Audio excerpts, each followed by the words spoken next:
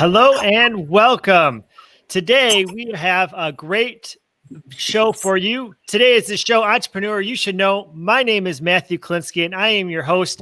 And today our guest is John Bielinski. He is a member out of the EO Tampa Bay branch and chapter. And boy, oh boy, I have a big show for you today because he is just one of those amazing entrepreneurs that just doesn't know when to stop.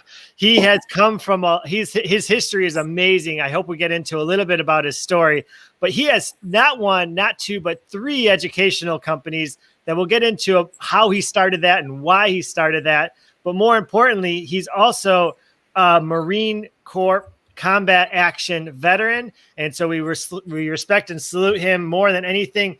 His history is amazing. We're going to get into a little bit about why he chose education and how he came up from as a physician assistant in the medical field and learn about his story. So without further ado, let's start the show today. And I'm going to start this show with a little bit of a surprise video. This is a new EO Tampa Bay video. I'm Naeem Hamdar. I'm Cheryl Biram. My name is Brandon Asaf. I'm LJ Schaff. I'm Eric Fairwell. Matthew Bielinski. Chris Comiso. My name is Don Tangway. I'm Laura Webb. Rashid Zahidi. Michael DeAugustine. I'm Matt Brooks. I'm Nitesh Sapra. And I'm a member of the Entrepreneur Organization here in Tampa Bay. I've been a member of the Entrepreneur Organization for about 8 years. Since 2013. I help make payments simple, secure, and reliable. We help people who are adventurous live their best life. We help staffing firms with their back office operations. We help employers avoid hiring mistakes. Help our clients cook less and live more. I coach leadership teams. Plumbing for multiple housing and hotels. RFID technology. My company develops and invests commercial real estate across the Southeast. The learning is tremendous. EO has helped me personally and professionally accomplish all my goals. EO has helped my business thrive by thinking bigger. EO has helped me discover my passion for business growth coaching. EO is not just Tampa Bay. It opens up these global connections. There are over 14,000 members. 196 chapters. 62 countries. These chapters are offering Opportunities for business and personal growth. Education and collaboration. Go to eotampabay.com. eotampabay.com. eotampabay.com. Be considered for membership.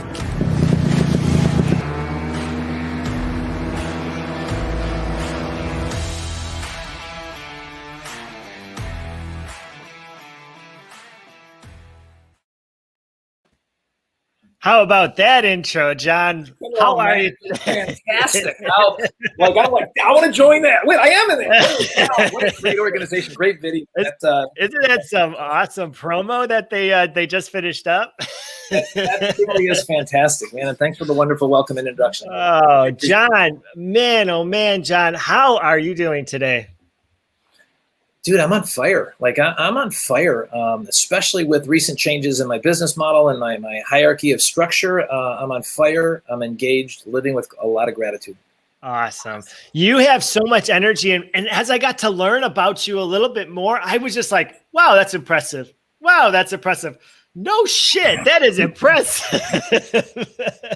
So let's start from where you are today. You have three educational companies. Let's go in. Can you just give a little bit of background to our listeners, kind of who you are today? And I want to work backwards to kind of figure out where it all began. So I'll let you kind of give some context as to who you are today. Sure. Living in St. Petersburg. I moved here about 1.5 years ago from Buffalo, where I was EO up in Buffalo for a few years. I own the Dale Carnegie franchise of Southwest Florida that teaches basically emotional intelligence, but it's a business, it's a model that's been around. If you ever read the book, How to Win Friends and Influence People, I have. That book changed my life and really changed how I communicate with others. In 2017, I bought a company called American Medical Seminars, running about 30 conferences a year with physicians as our target market. And then See Me for Life, which stands for Continuing Medical Education. I started out of my basement 10 years ago with a $40,000 investment of let me get a website together and let me buy some video cameras and duplicating towers. And we started selling medical education. So that puts me in the position to really be blessed to have three businesses with great staff, great supporting team behind me. That's so, fascinating that you got into the educational space to train in the medical facilities. Tell me about your background as a teacher, as a learner. How were you a good student? Now in Buffalo, New York, where I grew up, you had to take a regent's diploma, right? And I couldn't pass Regents Math. And I took the course 5 times. Regents Math 11, 5 times. So I did not graduate on time with my class. Okay. Always, and I was in the class for the slow learners. Man, I have dyslexia, so I will still read things and switch letters around. So I was a very struggled learner, and it sure seemed like a real liability in high school. Yeah. So I heard that you, after you took those tests, did you actually get your diploma? Well, I actually got my diploma in the Marine Corps. So I joined the Marines, and the Marines took me because I didn't drop out of school. I just didn't graduate high school. So they made me get my GED in the Marine Corps. Tell me about your experience in the Marine Corps. How was it? It was 4 years active duty. And as soon as I got the Marines, they were very effective at taking a young, punky 19-year-old and straightening them out. Very effective at what they did. It just taught me about excuses are crap. I don't care what you feel. Did you get your shit done? Did you do your job? So 2 years was in NATO headquarters in Virginia, kind of an anti-terrorism unit, which was pretty cool, but much more spit and polish than anything elite. But then 2 years at Camp Lejeune, where I was an infantry unit. We were deployed to Desert Storm. And really? A dragon gunner. That's a shoulder-fired missile. Really? Okay. So were you always wanting to get into the military, or was that something that you were at a choice in high school and you said, hey, I can't graduate. I can't figure this out. Let's try to get some more education or a different type of education. Yeah. I don't know if any of you guys agree with this or not. I don't know if you can be taught to be an entrepreneur. I think either you are or you aren't. I don't know I think either you are or you aren't. And I think that personality type is what drew me to the Marines. And it's I believe I was an entrepreneur before I owned a business. I believe I was a Marine before I went in the Marines. You were an entrepreneur before they had a degree in college called entrepreneurship. Hey, I started at age 10 selling worms. I sold night crawlers from my house. I put a sign in front of my house for fishermen, and then plow and driveway. So the Marines helped me fine tune some discipline, and I needed that. Let's go back to the worm story. So how would you dig up the worms in your yard, or how much were you selling them for? You amateur, these are night crawlers. When it rains, they come up to the top, and then you got to have a miner's light where you go and you pick them up, and they're fast. You got to be real fast. A dozen would sell for $1 a piece. So I could go out. I would at times pick up, 12 dozen worms in a rainy night and sell them. And how old were you at this time? I was maybe even single digits, man. I might have been 8, 9, or 10, and that was a steady business for years. Gary Vee has nothing on you, John. I love it. I love that guy, man. I do. If I would have had the internet, he got the wine business. If I could have sold worms online back then. Well, he had lemonade stands, I think, and he had. I love that guy. How was your family growing up? Did you have brothers or sisters? I have an older sister and a younger brother. My father was an optometrist who owned an office, so he instilled a real hard work ethic at a young age. Do you think that's how you got your medical background experience, or your desire to become a physician assistant? No. What happened was, I got out of the Marines. I was living with my brother in a roommate, and we had an illegal cable box, so you could watch movies 24 hours a day. Sure. And Backdraft was on, so we were watching Backdraft like on a continuous roll, and it became very clear that if we became volunteer firemen, we would be chick magnets. Of course. I mean, that's the logic. Firemen, so I'm like, I want this, right? So my friend took the EMT course and learned how to take care of people that were sick, and I loved it. Right away, I was like, this is what I want to do. So it took you after the Marines to kind of start down that path, and a movie from the 80s to determine you wanted to get medical care. True story, man. And then, once I took that EMT course and learned about just basic anatomy and medical terminology at a very basic level, but once I started working on the ambulance and going to scenes of car accidents or, people in cardiac arrest, I may have had one of the first saves of someone in cardiac arrest with an AED, and maybe, because as soon as it came out, I was the first on scene for someone in arrest. So I loved it. I love the basic fundamentals that got me going on this course. Do you think that the way you struggled in school and your combination of the military experience kind of put you on a different trajectory than you would have other been otherwise been? I'm a spiritual guy, and I do believe things have been divinely inspired. And what happened is, I don't study traditionally. So a traditional learner can hear a speaker speak, read something from a book, and then take it back to either clinical practice or a test. And I've had to constantly take content and restructure in a way that my brain could process it. So, and that's happened my whole life. So I would come up with mnemonics, ways to think about content that have become refined over the years. And Matt, I'll tell you, I thought it was a real liability in high school that I couldn't learn. Like I would sit down and try to read from a book and say, okay, I got to study. And I'd read something and I'd get done with a paragraph or a page and realize I just don't remember what I just read. Yeah. So it definitely gave me a different way to approach medicine and subsequently to teach people medicine.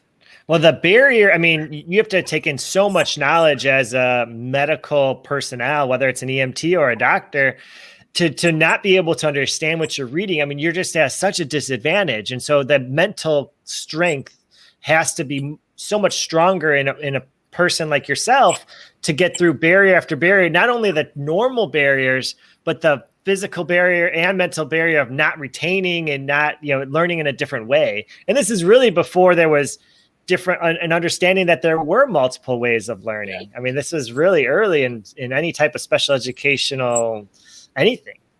Well, let me tell you what happened was we were over in Desert Storm and my job was to blow up enemy tanks with a missile. And we were right up the front lines, man. There was nobody in front of us. We're watching the airplanes go overhead. We're watching tracer rounds go off. We were right there in the front, and we knew we were crossing the border into Kuwait. Like we were the first units to the extent that, if you play the game of chess, that surrendering a pawn for a rook is just smart strategy. Yeah. And the Marines, we were in the front lines. The Marines had two types of battle tanks. They had an M60 tank, which was an old tank, and then they had the M1 Abrams, which was badass. Well, they had the M60s with us, and we were going in first. So we're like, okay, if we get hit, we don't want to lose the Abrams. Wow. And I say this because my job was to be an armor identity expert, meaning that if we saw a vehicle cross our paths, they would turn to me and say, do we kill that or not? And there was a whole lot of vehicles in that campaign, British, Australian, Canadian, all these different friendlies. So they gave us a stack of flashcards that showed on one side is the picture of the vehicle, and then on the back side is a good guy, bad guy, how thick their armor was, how far can they shoot. Jeez. And there were 60 of them. And after I flipped through the cards a few times, I knew them like the back of my hand. Really? So that repetition in kinesthetics was incredibly conducive to my learning stuff. Man, you may learn completely different, my friend. Yeah. That was very effective. And I knew that there's just different ways to learn. Wow. And did you know that before going into that situation? Were you, in school, did you make flashcards for yourself to try to adapt? No, it wasn't necessary. The Marines they were very, very good at making learning motivational and engaging emotion. So it wasn't Marine Corps. They would say, we're not going to study history. We're not going to study Marine Corps history. We're going to study motivated Marine Corps history. Ooh, oh shit, I want to learn some history. Yeah. I don't know why I'm so excited. I don't know, but damn it, let's go learn something. Okay. And that's really been an essence of, once I got out of the Marines, I was afraid to go to a community college because I knew what my high school career was. And then it's like, wait a second, dude, you just learned 60 armored vehicles, put everything on flashcards, figure this shit out. Yeah. That's what my career academically was. Well, and I didn't know any of this until we had this kind of prep work, but knowing you, I've had some great interactions with you, but you have this calm personality. You have everything under control. You have a very soothing kind of approach. And that was combat veteran, barely passed high school. I would have never guessed. So you've accomplished so much. And I think of people who struggle to really get their life in order. And really there's no reason that if you can't get there, other people can follow your lead. Has it been one of those, storybooks, or is that just kind of how it looks on the outside? Are there stories in there that are the scary stories in that fairy tale? It's a good question. About 4 years ago, my one business I started out in my basement made the Inc. 5000 fastest growing list. And then, congratulations. Thank you, sir. And then it doubled its revenue. So we made it a second year in a row. Cool. And one of my entrepreneurs, I was at a conference and they said, if you really want to help people, tell your story, truly tell your story. Yeah. And so they encouraged me to write my story. And I was hesitant to do that. But I did. I wrote a book called Before the Calm. And that was my life story, before the calm. So what was my life like before the calm? And a big part of my story had to do with, I was a martial artist growing up. So I was a martial artist. And, my life changed when a guy came into a house and shot my brother right in front of me. Really? And he didn't die, but it did, puncture a lung, and the bullet wounded him. And that was an unbelievable event that for years I suppressed. And I'm sure that's why, in the Marines, I was a full contact fighter. That's why I went into the Marines. Sure. So like if you're an entrepreneur out there, my experience is if you got trauma from the past and you haven't worked through it, it will catch up to you. And that did catch up to me, so a bull in a china shop, not kind of caring who I rub wrong.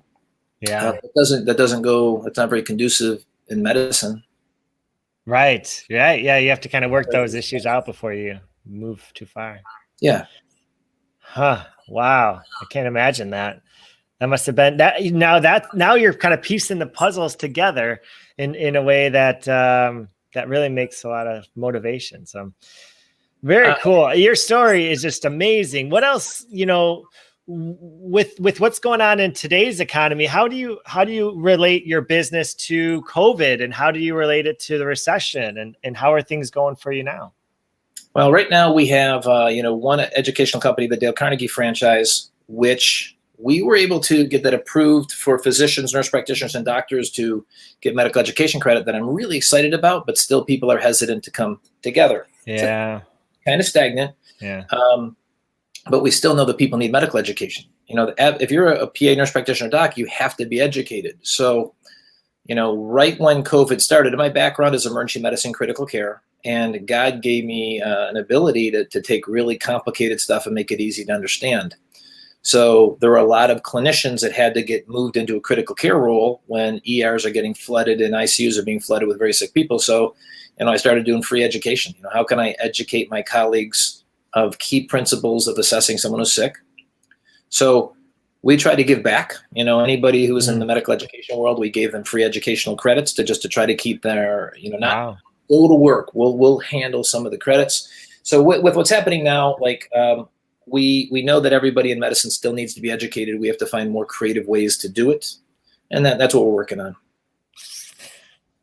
So do you focus your education on just the emergency, or do you give medical care or medical education for all branches of medicine? Yeah. So the two major medical education companies, American Medical Seminars, we have physician educators that we bring in, and they're from all sorts of different fields, from pediatric emergency medicine, infectious disease, dermatology. So this is very diffuse. Sure. See Me for Life, that's the business that I'm the primary lecturer for. We do a lot of board review. My background really is emergency medicine, urgent care. And for about 15 years, I worked as a rural PA working critical access medicine. So I was just like an ER doc. Right. Cardiac arrests. Everything. Yeah.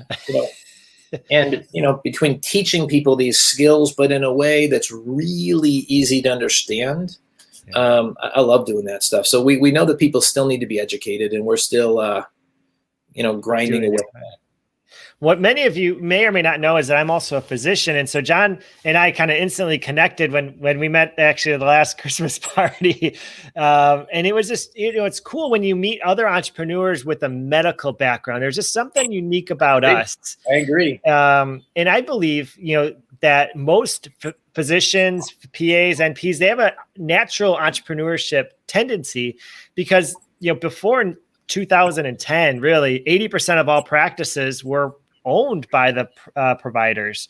In many states, NPs, PAs, they were all partners in the clinic or wherever they worked. And so what shifted over between 2010 and 2020 is really this nationwide shift from provider-owned practices to hospital-owned practices. And this is something I'm very passionate about.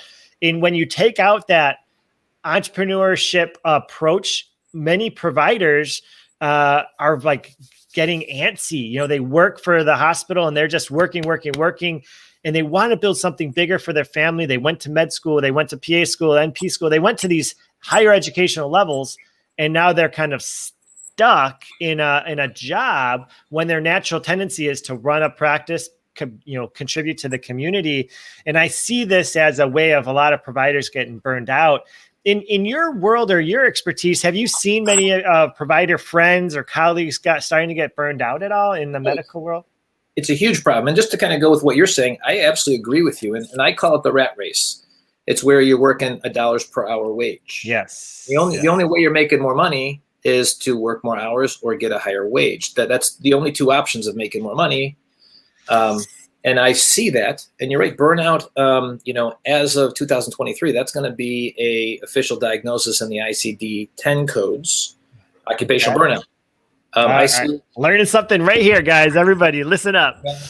He's telling us the future right now. Well, that's what I'm told, and from very credible sources, that's going to be a diagnosable condition, a workplace occupational hazard. I believe it. And yes, I'm seeing it with lots of my colleagues. It's the hot buzzword right now of how do you stay vibrant and connected to your job. Yeah. People are struggling with that. Well, what and my friends' parents who were doctors, they all at least 10-20% of their time was different, managing the business. Now we don't have that diversity, or a lot of providers don't have their diversity, and they're getting antsy. I actually see them like jittering at some, say, hey, how can I like get involved with a business? Like, I really want to be involved with a business, but how do I do it? And so it'll be an interesting shift, especially as hospitals continue to buy up practices and buy up hospitals, and hospital systems are getting bigger and bigger and bigger, and they're just it's going to be a big shift in the hospital segment, I believe, in the next 6 years. It'll be very interesting. 2026 to 2030 is really going to be a time where I think a lot of hospital consolidation is going to occur, just because of the way Medicare reimburses and things like that. Yes, I agree with you. So when it comes to your own teaching, what do you love about teaching? Like you mentioned that CME for Life is mainly you given all the training, and what do you love about it? I love, and I the best way I can describe it is like cognitively shooting off a firework. So I'll be teaching some concept, and I could see the audience watching me, and they'll see something happening. Like they see a firework go off and something's going on. They know something's going to happen, but they're like, where's he going with this? How is he going to tie this in? How is this going to be something we can use? And then all of a sudden, then I kind of give the reveal of how this content is not just clinically applicable or applicable for a board question. So how is it relevant? And then something that I do different is I give them ways to remember it. So when it goes up and explodes, people are like, oh, I get it. So like an example would be the 5 causes of chest pain. Those 5 lethal causes of chest pain. These are the big 5. You can't screw these up. And I say, who's your papa? Who's your papa? Who's your papa? And it's P-A-P-P-A. It's a dance. P-A-P-P-A. So papa, the 5 causes of chest pain. P-A, the first 2 are cardiac. P-A, pericarditis, acute coronary syndrome. The next 2 are pulmonary. Pneumothorax and a PE. And the last one is an aortic dissection. Yours. So who's your papa? P-A-P-P-A. Now, as a doc, when someone has chest pain, at least if you're in the emergency room, you got those are the big 5 you got to rule out. If it's not those 5, you can ratchet them down a little bit. Have I ruled out a PE, a pulmonary embolism? Have I ruled out someone having a heart attack or unstable angina? And my experience over the years is, I've been able to create scores of these where I can teach someone, even if it's a practicing veteran. So like yourself as a doc, you probably teach residents. And this particular mnemonic or scores of them may make your job more efficient to teach your residents. Hey, there's 5 causes you got to think about chest pain. These are the big 5. How do we rule them out? What are the risk factors? So my greatest thing is to take people, especially if they've been struggling to learn, and to teach them about key fundamental principles in a way they go, oh, I get it now. And I'm called to that. Yeah. Deeply inspired by that. Yeah, you just have a gift. I mean, just what you just did right there, that is so hard to do. I have never been good at mnemonics, and I just don't learn that way. But a lot of my friends were just, oh yeah, it's the, the rhyme that, but you actually incorporate not only mnemonics, but physical, it gets the whole body, the whole brain activated with your experiences. So that's a true gift. That's unbelievable. I'm glad you're doing what you're doing. You're adding not only to Tampa, but like the whole medical community with all of your, with your seminars and with everything that you're contributing in ways that will be forever. You're leaving a legacy for not only entrepreneurs, but people in medicine. And it's really, thank you. Just thank you. I think about this, my friend, when I look at, I'll go and like 2 weeks ago, I had a class of 90 people and I had them for 4 days. And they're students getting ready to graduate. And I'm thinking, if they go into primary care, there's a good chance they're going to see 20 patients a day. 20 patients a day is 100 patients a week. And if they're seeing 100 patients a week, that's 400 patients a month. And if they see that patient load, they may see 4,000 patients per year. Every student I'm teaching may reach 4,000 patients per year. And I got 90 people in that class. Yeah. And just so you know, my friend, it's like, if you caught me 10 years ago, I would have had a lot of ego invested in this. And now I realize it's a God-given gift. It's not of my doing. Like, this is something that there's something I got to teach. And all of a sudden I'm inspired with a mnemonic, and it's just, I don't take credit for it. I'm just thankful to be a catalyst for it. Yeah. Wow.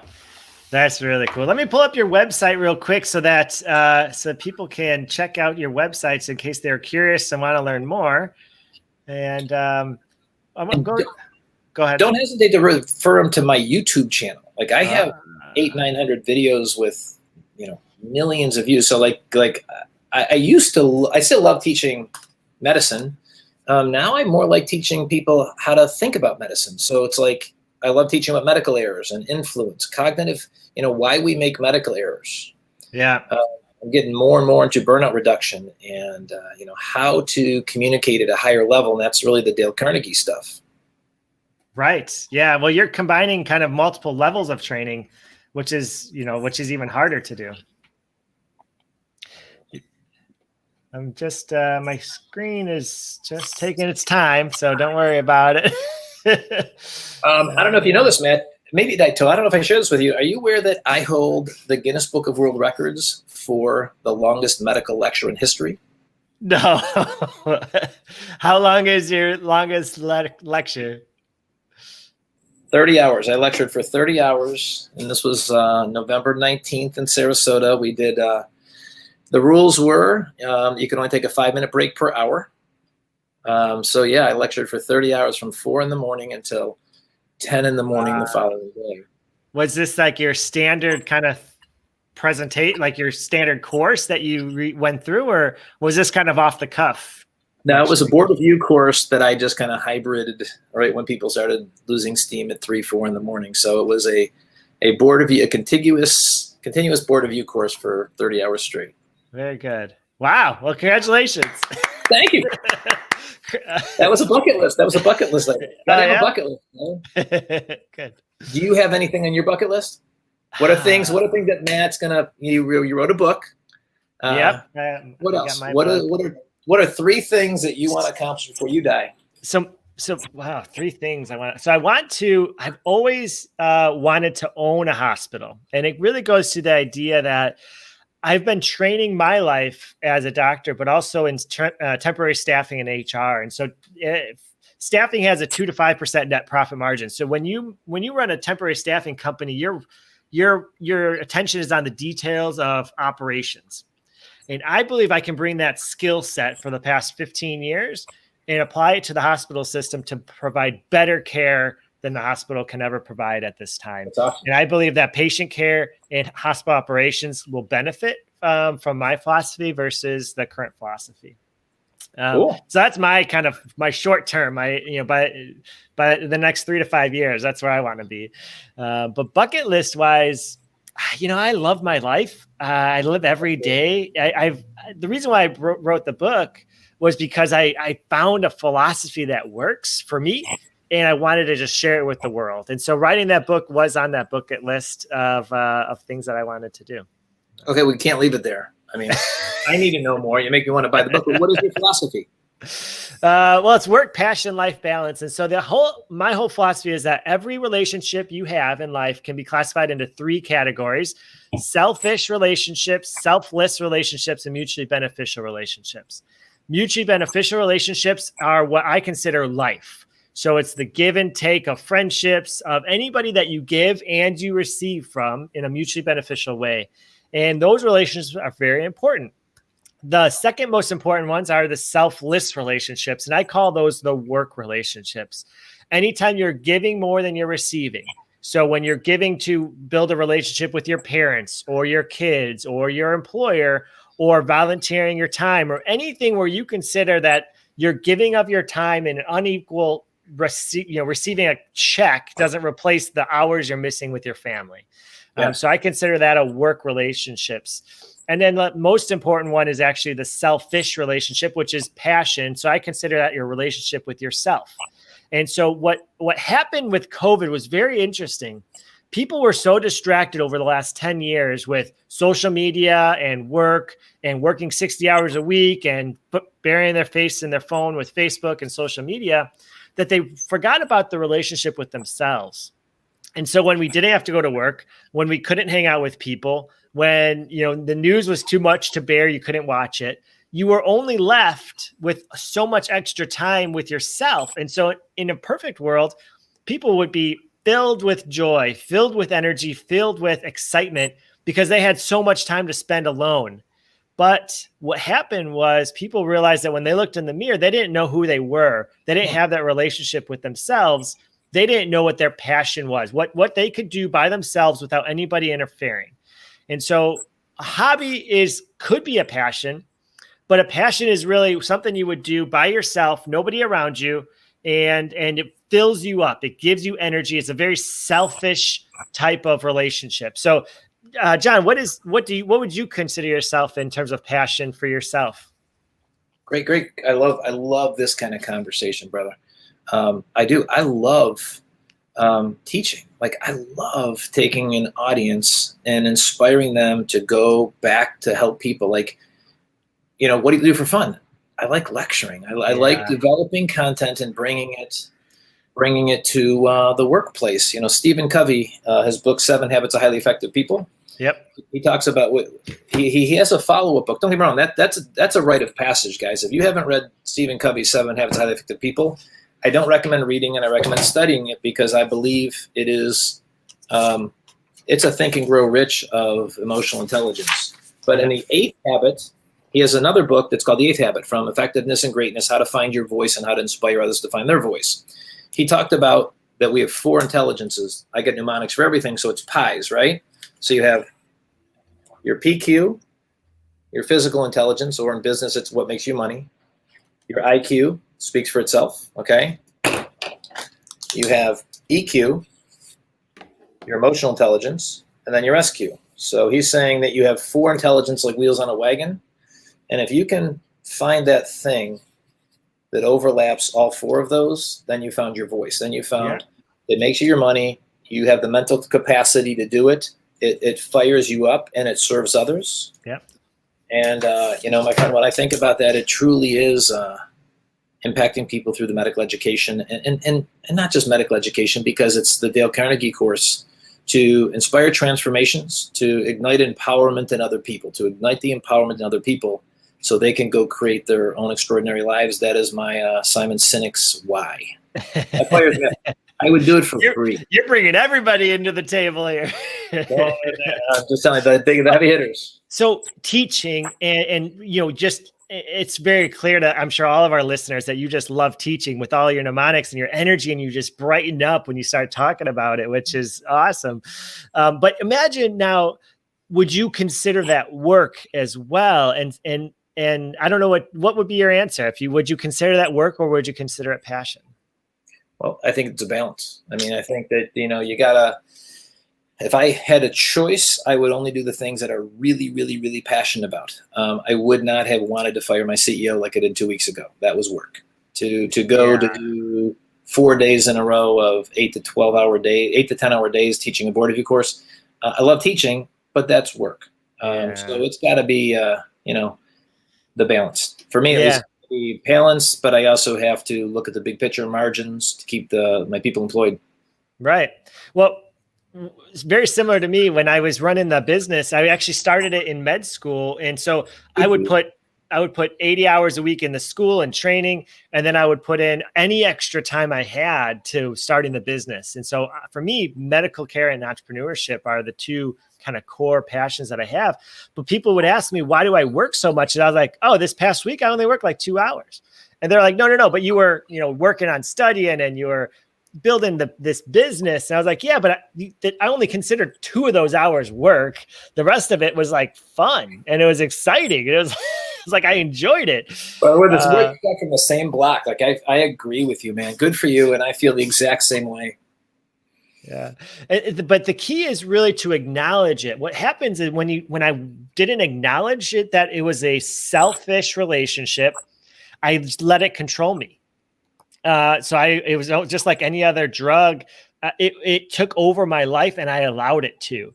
And so I cut out those mutually beneficial relationships and I really focused on just me. And that's not healthy either. And so I went through the extremes of I was working too much in terms of, being all selfish or selfless, not really building myself up, not thinking about mutually beneficial relationships. I was just dedicated to everything. But then I switched to, well, I deserve to be happy. And so now I'm going to only focus on myself, and medical care and entrepreneurship. Those are what I care about. But I left out a huge chunk of my life. I was not talking to my parents. I wasn't, connecting with my siblings, my friends. They all thought I just dropped off the face of the earth because I was so dialed in to growing the business. And very similar. We actually got the Inc. 4 years in a row. And it was just, it wasn't pretty going into it. I was working a lot. I mean, I was, building the business. But I learned, and I made a lot of mistakes along the way, but I finally learned that you have to acknowledge it and you have to tell people that this is what I do. I'm an entrepreneur. Please accept me. But I'm in return for accepting me, I'm going to invest in you as a person. I'm going to put you in a mutually beneficial relationship. I'm going to give to you as long as you can give back. And so it's a cool philosophy. And I do a whole workshop for anybody who's interested. Cool. And trying to build up these, keynote kind of speaking events. So we'll see. We'll see how that goes. Can I share with you my most recent mnemonic that's directly aligned with what you are talking about? Go ahead. I believe that you want to live a cherished life. We always want to live a cherished life. We want to live a cherished life. And I'm going to suggest, and I'll give this to you guys to kick around and you can shoot holes in if you don't like it. So I'm suggesting that there are 7 areas of your life that are key important. Cherish is the mnemonic. Okay. So C is your career. And on a scale from 1 to 10, how happy are you with your career? H is your health. How's your health? Are you eating right, sleeping right? So health to me is north, south, east, west. Nutrition. South is your sleep. East is exercise, and the W stands for water. So those are the balance. E is your emotions. How well do you control your emotions? Like, are you a real reactive person? Are you someone who can respond and not react? R is your relationships. How are your key relationships with your kids, your spouse? How is it really? I is your income. How well are you managing your money? How are you budgeting? Or are you just kind of spending what you got? S is your spiritual life. How connected are you? Are you living what you believe? And H is the hours of the day. How's your time management? So, and if you notice, did you just make that up on the fly here?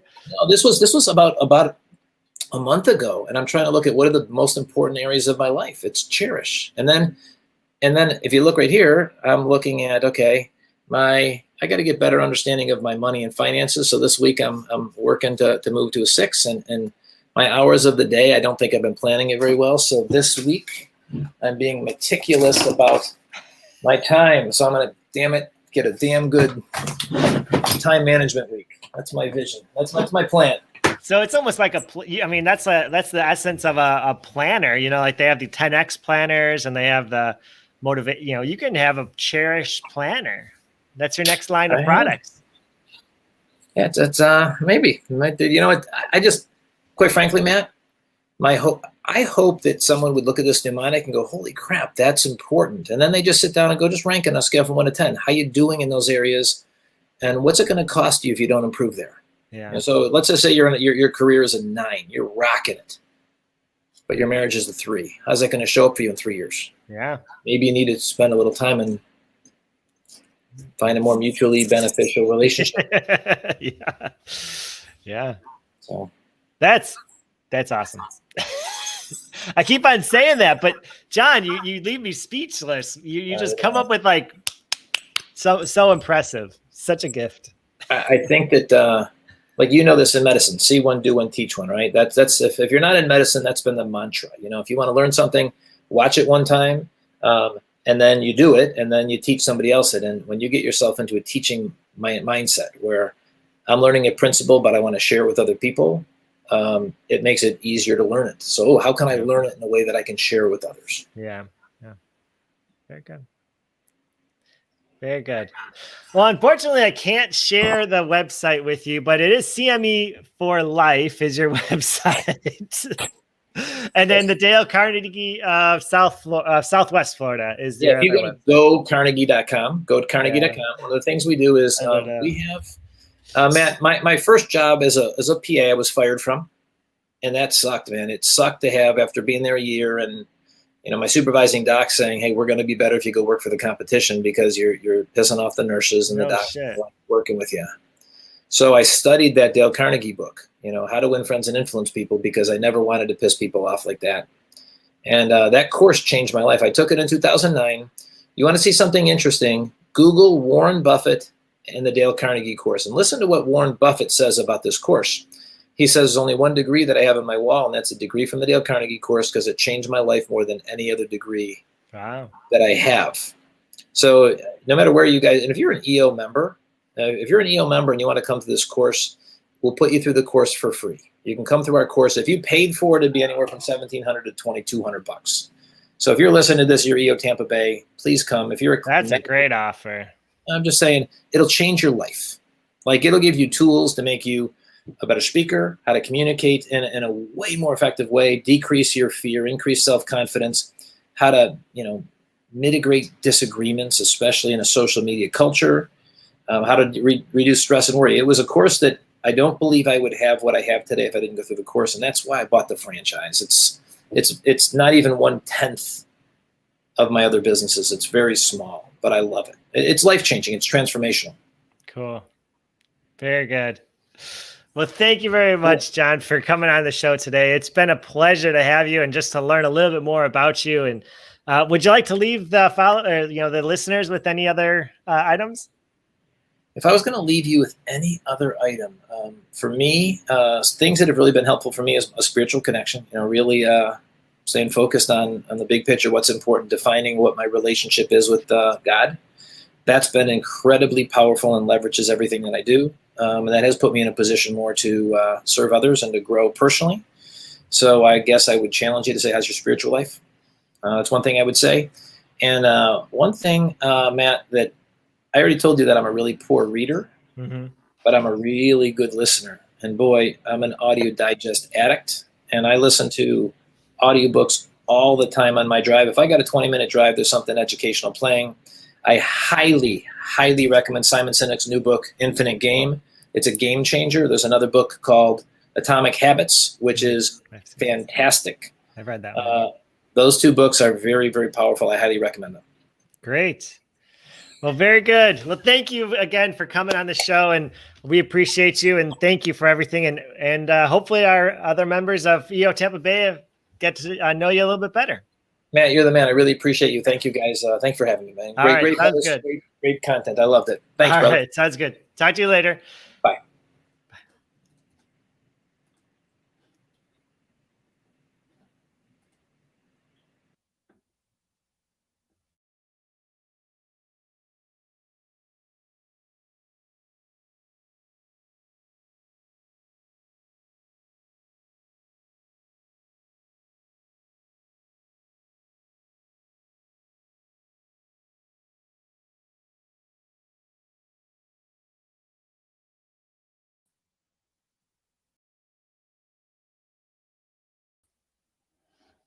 All right. Well, I apologize for the computer glitch. John, I had to let John go and then it kind of rebooted itself. But man, what a powerful way to have a great start to the week. You know, John is one of those, he worked so hard in his life and eventually, struggled through school so much that now he's owns, 3 training educational companies, and he's impacting everybody on a daily, on a regional level. Just really impressive. And, he's somebody that I have a lot of respect for, and he's going to be, a great addition to everybody he meets. And so his gifts are going to be shared with everybody. And so thank you, John. And for those of you who haven't followed us, follow us on YouTube and our Facebook page for EO Tampa Bay. We're going to have these member spotlight podcasts every week. So feel free to continue to listen and follow us and subscribe. Talk to you soon.